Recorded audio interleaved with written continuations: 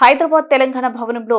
1000 మంది అనుచరులతో BRS working president KTR సమక్షంలో గులాబీ కండువా కప్పుకోనున్న ఉమ్మడి ఆదిలాబాద్ జెడ్పీ మాజీ వైస్ చైర్మన్ మూల రాజిరెడ్డి తన అనుచరులతో చెన్నూరు నుండి వందలాది వాహనాలు ర్యాలీగా హైదరాబాద్ బయలుదేరిన మూల రాజిరెడ్డి